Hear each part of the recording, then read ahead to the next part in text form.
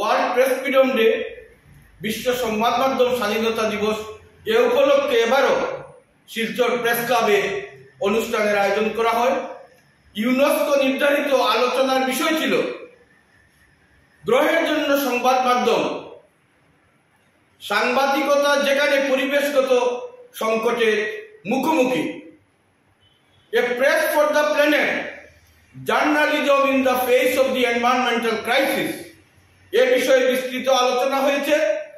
আজকের এই দিনটিতে সকলের প্রতি এই বার্তা দেওয়া হয়েছে যে পেশাগত দায়িত্ব পালন করতে গিয়ে সাংবাদিকরা যাতে কোনো অবস্থায় বাধার সম্মুখীন না হন সেটি সুনিশ্চিত করতে হবে। আমরা দেখতে পাচ্ছি যে দেশে দেশে সাংবাদিকরা আক্রান্ত হচ্ছেন, সংবাদ মাধ্যমের ত্রুটি চেপে ধরা হচ্ছে এবং পরিবেশগত বিষয়ে সাংবাদিকতা করতে গিয়ে ইতিমধ্যে এই কয়েক বছরের মধ্যে অন্তত 1000-1000-এর মতো সাংবাদিক তাদের প্রাণ গিয়েছে।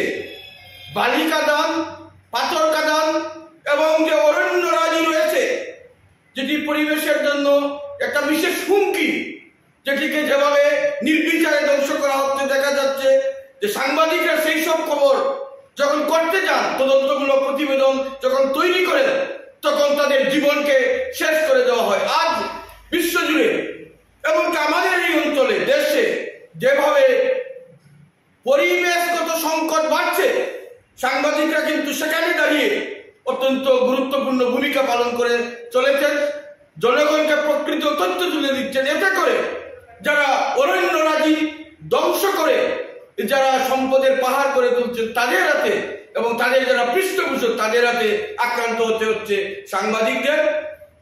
পরিবেশ অবশ্যই আমাদের দিকে, আমাদের জন্য অত্যন্ত গভীর পর্যবেক্ষণের একটি বিষয়, কারণ আগামী দিনে এই মুহূর্তে দাঁড়িয়ে আমরা দেখতে পাচ্ছি কিভাবে পৃথিবী জুড়ে উষ্ণতা এবং প্রাকৃতিক দুর্যোগ, বিপর্যয়, এটি আমাদেরকে আগামী দিনে চরম সংকটের মুখে ঠেলে দিচ্ছে।